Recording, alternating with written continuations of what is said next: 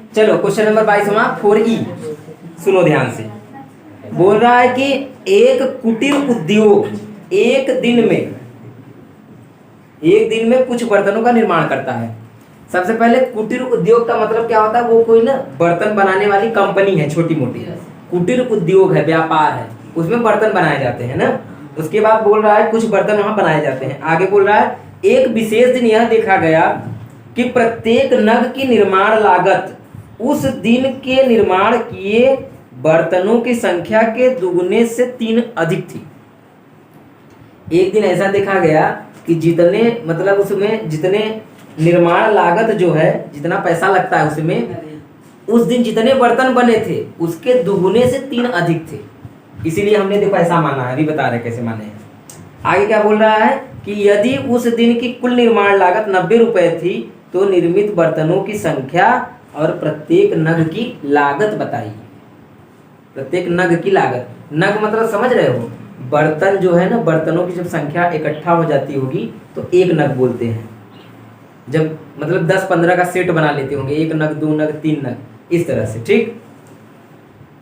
तो इसमें बोल रहा है कि प्रत्येक नग की निर्माण लागत उस दिन के निर्माण किए गए बर्तनों की संख्या के दुगने से 3 अधिक है। तो 2 चीज पूछा है, बर्तनों की संख्या बताइए, तो हमने मान लिया निर्मित बर्तनों की संख्या x, टोटल बर्तन मान लिया x बना वहां उस दिन, एक दिन मान लिया x बन गया, x मतलब कुछ संख्या। उसके बाद तो प्रत्येक नग की निर्माण लागत क्या बोला था? दुगुने से 3 अधिक।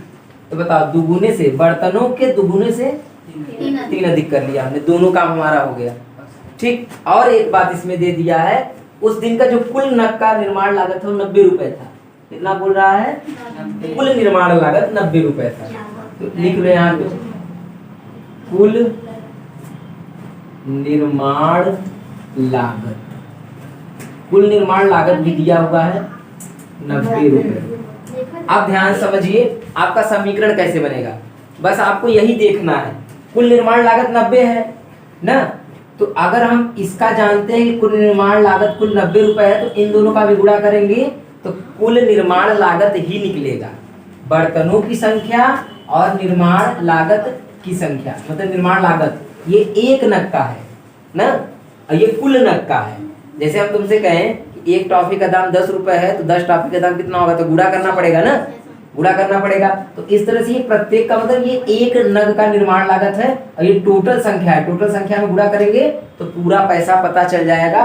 और पूरा पैसा पहले से ही दे दिया, कई रुपया? 90 रुपया दिया हुआ है। तो बस यही करेंगे हम, लिखेंगे प्रश्नानुसार। प्रश्नानुसार क्या करेंगे? x का गुणा करो 2x + 3 में, तो ये पूरा निर्माण लागत है, और निर्माण लागत पहले से ही दे दिया है। कितना? वो खुद ही दे दिया है, टोटल निर्माण लागत। ये भी टोटल निर्माण लागत है, ये भी टोटल निर्माण लागत है, तो दोनों क्या हो जाएगा? बराबर हो जाएगा। इसी से हम लोग हल कर लेंगे। x का गुणा 2 में करो, 2x² 3x, 90 को इधर ला दो। सबसे कठिन बात यही था, यही बनाना, बन गया, काम खत्म हुआ। अच्छा, इसको जब तोड़ेंगे तो देखो 2 का गुणा 90 में करेंगे तो कितना आ जाएगा बताओ? 180 ना। तो ऐसा तोड़ो 180 को कि घटाने के 3 आ जाए, तो 15 - 12। 180 का जब खंड करोगे तो वो बन जाएगा ना, खंड करोगे तो बन जाएगा। तो इसको करो 15 - 12, इसको घटाओगे 3 आएगा, इसका गुणा करोगे 180 भी आ जाएगा। तो हमारा दोनों काम हो जाएगा बराबर 0। अब गुणनखंड कर लीजिए बस, 15x, अच्छा 180 नहीं रहेगा ना, 90 था ना, उसको नहीं बदलेंगे, याद रखना ना, हमसे गलती हो गया।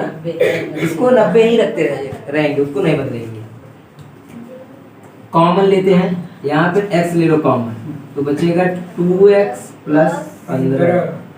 यहाँ पे 6 कॉमन ले लो, 6 दूनी 12, और माइनस माइनस प्लस, और 6 के पहाड़ा में 90 15 बार में आता है, क्योंकि 15 से 90 होता है ना, इसलिए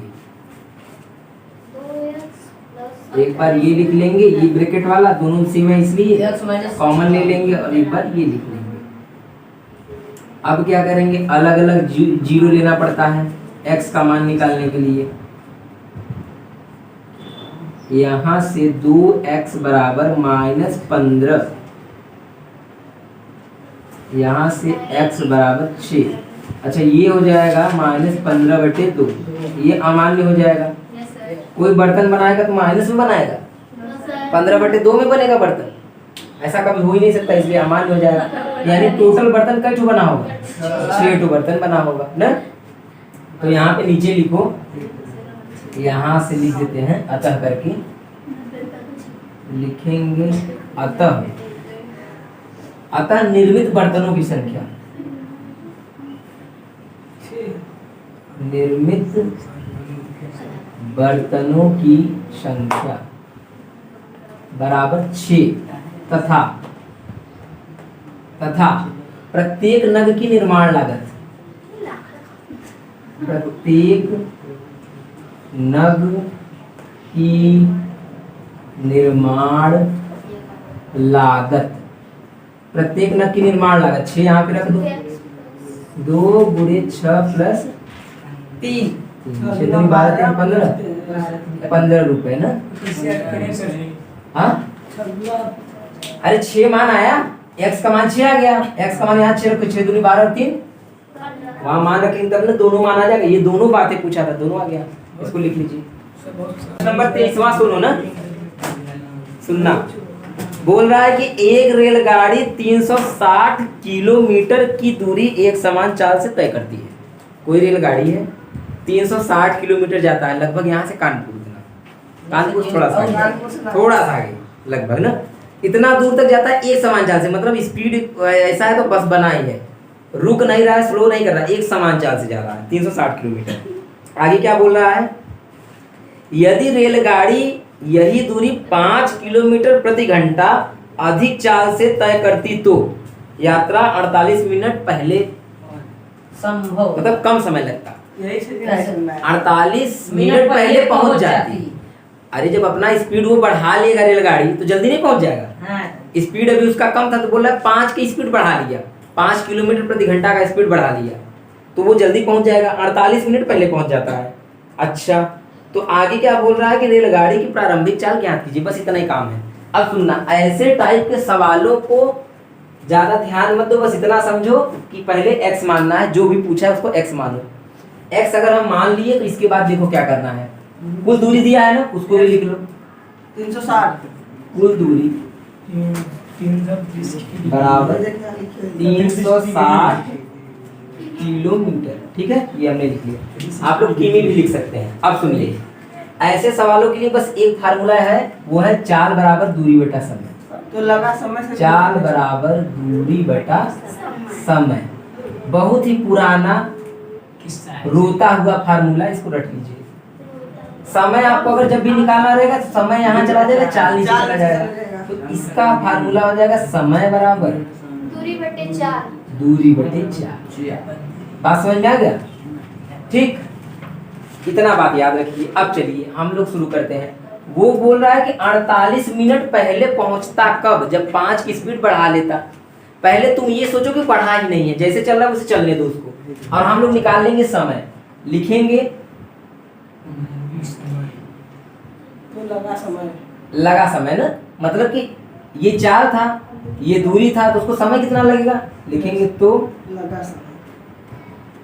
लगा समय। उसको इस समय कितना समय लगेगा जब समान चाल से चलेगा, बढ़ा घटा नहीं रहे हैं हम लोग, सेम रखते हैं, तो हो जाएगा दूरी बटे चाल, समय बराबर लिख लो एक बार, दूरी बटे समय, दूरी बटे नहीं, समय निकालना है ना, दूरी बटे 4 हो जाएगा। दूरी का मान है 360 और चाल का मान कितना है x। ये आपका समय निकल रहा है, इसलिए इसको लिखिए घंटा, घंटे में निकल रहा है ना, मिनट में नहीं है, घंटा में, याद रखना। अब इसके बाद सुनो, ये कब का समय है, जब वो समान चाल से चल रहा था तब का समय है। अब स्पीड बढ़ाएगा, कितना स्पीड बढ़ाएगा, 5 स्पीड बढ़ा लेता है, तो यहाँ पे लिखो पुनः 5 किलोमीटर प्रति घंटा चाल बढ़ाने पर या अधिक करने पर, जैसा भी लिख लो, चाल बढ़ाने पर लगा समय। अच्छा अब आप बताइए, अगर उसका चाल जब बढ़ जाएगा, जो चाल वो x चल रहा था, अब x प्लस 5 चलने लगेगा, 360 मतलब वही दूरी तो वही रहेगा, दूरी नहीं चेंज होगा। चाल x था, अब वो हो जाएगा x प्लस 5। बताइए बात समझ में आया कि नहीं? क्लियर है? ऐसे ही बिल्कुल हमने पिछला जो सवाल था 4A में क्वेश्चन नंबर 12 सेम इसी तरह था, वो यहाँ बस 480 दे दिया था, 400 से 3 घंटा उसमें लगता था। मनीष सवाल समझ में आ रहा है क्या तुमको? बहुत तेजी से। अच्छा तो आवाज मत करो। ये हो गया उसका जो अपने स्पीड से चल रहा था समान चाल से, और ये 5 बढ़ा के चल रहा है। अच्छा अब हमको एक बात बताइए, कौन जल्दी पहुंचेगा? ये ज्यादा समय है कि ये कम ज्यादा समय है? नीचे वाला जल्दी पहुंचेगा, कम समय लेगा, और ये वाला क्या करेगा? ये तो स्लो चल रहा है, 5 बढ़ा दिया ना, तो इन दोनों का अंतर कितना आ जाएगा जानते हो? 48 मिनट, क्योंकि 48 मिनट पहले पहुंच रहा है। वही जो पहले पहुंचता है या जो बाद में पहुंचता है, उसी को घटाने पे वही लिखते हैं। देखो ऐसे समझना। अब लिखेंगे प्रश्नानुसार। ऐसा सवाल हमेशा देखो कक्षा 10 में ऐसे ही टाइप का सवाल आ जाता है। ऐसा सवाल समझिए, 360 ऐसा सवाल करने के लिए प्रश्नानुसार लिखने के बाद पहले जो लेट से पहुंचेगा उसको लिख लो, 360 फिर जो जल्दी पहुंचेगा उसको घटा दो इसमें से। इसमें से हमेशा क्या किया जाता है? घटाएंगे। क्यों? क्योंकि 48 मिनट जल्दी पहुंच रहा है, तो घटाने पे 48 ही बचेगा, 48 मिनट। अच्छा एक बात आप जरा याद रखिएगा, क्या एक बात बताने के चक्कर में हम भूल गए। सुनिए 48 मिनट यहाँ पे देखो, ये घंटे में है, ये घंटे में है, और ये किस में है? मिनट। तो काम ऐसे नहीं होगा, इसको भी घंटा में चेंज करना पड़ेगा, ठीक है? मिनट में नहीं होगा। तो किसी भी चीज को मिनट से घंटा में बदलने के लिए 60 से भाग दे दो ना। जैसे मान लो हम तुम्हें कहें कि 60 मिनट में कितना घंटा होता है बताइए? 1 घंटा होता है ना। कैसे पता चला? 60 से भाग दे दो तो कट के कितना आ जाएगा? समझ में आया? इससे हमको ये समझ में आ रहा है कि जब भी मिनट हो घंटा में कन्वर्ट करना हो, बदलना हो, तो 60 से डिवाइड कर देते हैं, इसमें 60 से भाग दे दो, और इसको हल भी करते रहो, उधर भी करते रहो। चलो इसका 3 गुणा करो, इसका इधर, इसका इधर, इसका यहाँ करेंगे कितना आ जाएगा? 360 फिर 5 में कर दो जरा, ये हो जाएगा 0, वैसे ही रहेगा। 5 6 के 30, 5 3 15, 16 17 1800 आ जाएगा क्या? ठीक है, इसका इधर करिए, माइनस 360 बटे में बताइए। ये बात समझ में आया ना? इसका तिर्यक गुणा किए हैं और कुछ नहीं किए हैं। आगे समझिए। अब ये मिनट में है, इसको घंटा में बदलने के लिए हम लिख देंगे 48 बटे 60। अब इसको लिख देंगे हम लोग 1 घंटा, ये भी घंटा, ये भी घंटा, ये सब कुछ घंटे में हो गया। चलिए जो जैसे कट रहा है उसको काट दीजिए। देखिए ये ऐसे कट रहा है, क्या है? 360 माइनस में प्लस में खत्म हो गया। इसको लिखिए 1800 बटे x का प्लस 5 बराबर। इसको काटिए, 12 से कट रहा है क्या?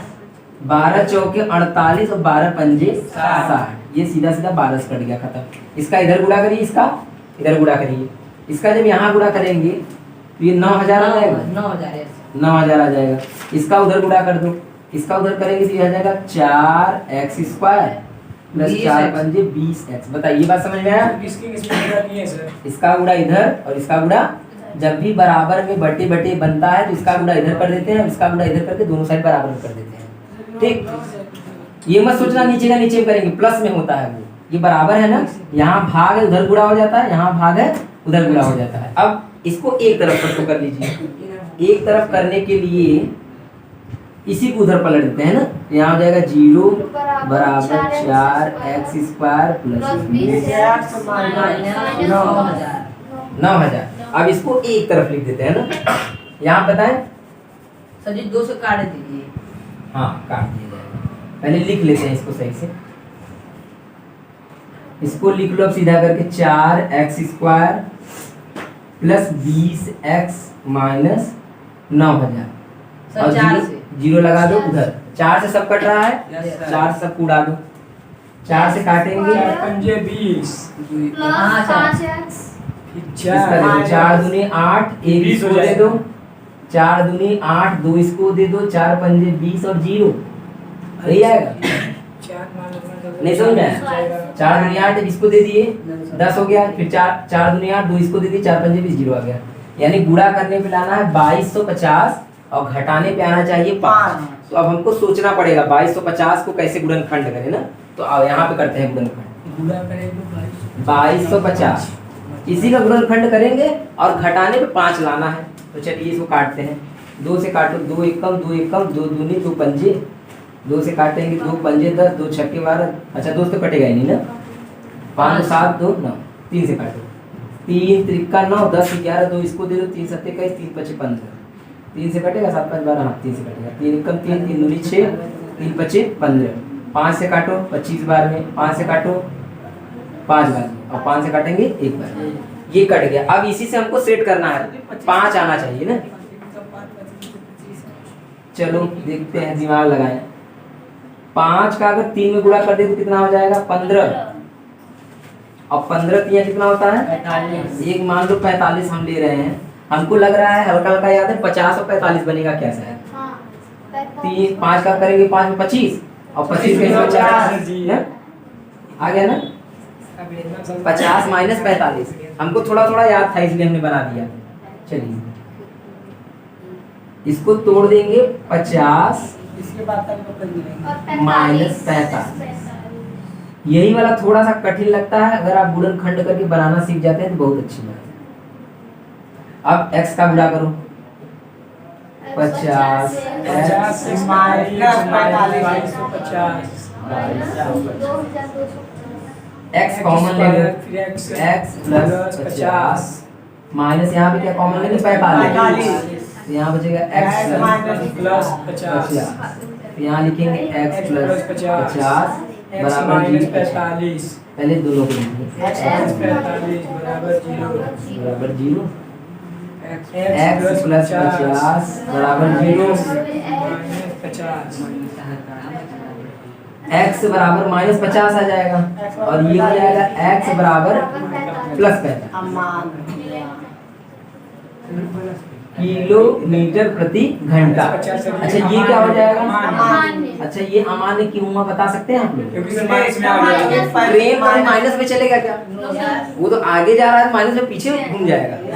अरे चाल कभी माइनस में हो ही नहीं सकता, माइनस में नहीं होगा जी। चाल चल अमान्य हो गया और ये हमारा 45 हो गया आंसर ना। तो क्या पूछा था, बस यही पूछा था क्या, तो डायरेक्ट लिख दो आ गया। अच्छा रेलगाड़ी की चाल बराबर 45 घंटा। बहुत आसान है। 24वां प्रश्न, 24वां क्या है, यदि जेबा अपनी वास्तविक आयु से 5 वर्ष छोटी होती। जेबा किसी का नाम है, अरे नाम ही रखना था तो ज्योति मोहिनी अंजलि कुछ रख दे, जेबा नाम रखा है। मिर्जा से जेब गड़बड़ा गया। सुनो फिर से। अच्छा यदि जेबा अपनी वास्तविक आयु से 5 वर्ष छोटी होती तो उसकी आयु का वर्ग उसकी वास्तविक आयु के 5 गुने से 11 वर्ष अधिक होता। 5 गुने से 11 वर्ष अधिक होता। अभी रुक जाओ, बता रहे हैं, पहले क्वेश्चन सुन लो। उसकी वर्तमान आयु ज्ञात कीजिए। तो जो पूछा है वही वाला मान लो। लिखा है कि उसकी वर्तमान आयु, तो लिखेंगे माना जेबा की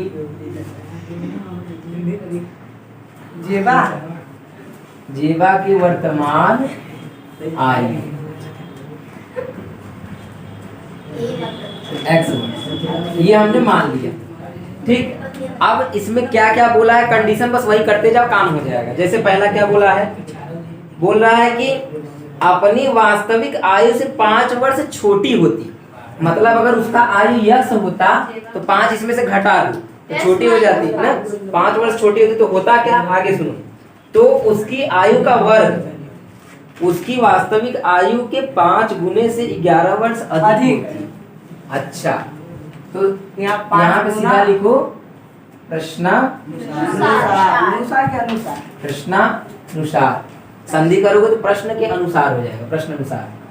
देखो अगर ये 5 वर्ष छोटी होती तो क्या होता, 5 वर्ष छोटी कर दिया हमने इसको, तो उसकी आयु का वर्ग बराबर होता जो उसकी वास्तविक आयु है उसके 5 गुने से 11 अधिक 5x+11 प्लस 11 11। समझ में आया बात? एकदम। अगर 5 वर्ष जेबा छोटी होती तो 5 वर्ष हमने छोटी कर दिया, उसकी आयु का वर्ग माने उसके घात के 2 बराबर होता जो रियल में उसकी आयु है वास्तविक आयु का 5 गुने से 11 अधिक होता। ये हो गया, बस इसी को हल करना है। सुनो इसको करेंगे a square plus b square minus 2a minus 2a बराबर 5x+11 5x प्लस गुणा कर लीजिए इसका 5 9 10 10x ये 25 5 दूनी 10x बराबर 5x प्लस 11। सबको इधर लाइए, सबको इधर लाएंगे तो x स्क्वायर वैसे ही रहेगा -5x माइनस 10x लिखो पहले ना, x वाला x को इधर लाओ, माइनस 5x अब 25 लिख लो प्लस 11 प्लस 25 फिर ये माइनस माइनस 11 बराबर। बराबर 0। ठीक क्रम से भी लिख दिए, इधर भी ला दिए हम, अब जोड़ दीजिए सर ये माइनस 15x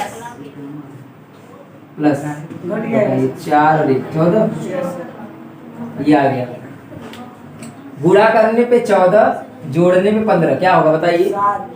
14 और 1 14 का 14 14 में 1 जोड़ोगे 15 आ जाएगा, 14 कम 14 हो जाएगा। 4 1 5 तो 14 और प्लस 1 1x प्लस 14 बराबर 0। 14x माइनस 1x 1 लिखते नहीं है फिर भी लिख दिए हैं, ठीक। x कॉमन ले लो, x माइनस 14 1 कॉमन ले लो, x माइनस 14 बराबर यहाँ माइनस क्यों है, माइनस कॉमन लेंगे अंदर वाला बदल जाएगा। Minus plus x minus 14 x minus 1 अब आ जाएगा बराबर 14 x माइनस 14 बराबर 0 और x माइनस 1 बराबर 0 ना, x बराबर लिखो 1 तो हो जाएगा 14 और x बराबर 1 हो जाएगा। तो आंसर 14 आ गया और दूसरा आंसर 1 आ रहा है, तो एक आंसर दिया नहीं है रखने पे भले से इसमें दोनों को संतुष्ट कर रहा है, लेकिन एक आंसर को हम क्या लिख देंगे, अमान्य लिख देंगे। एक तो आंसर भी नहीं दिया, दूसरा एक वर्ष का थोड़ी नहीं वो हो सकती है जेबा जो भी होगी, ठीक है। तो 14 लेके चलेंगे हम लोग, तो लिखेंगे अतः जेबा की वर्तमान आयु x बराबर 14 वर्ष आंसर, ठीक। छाप लो।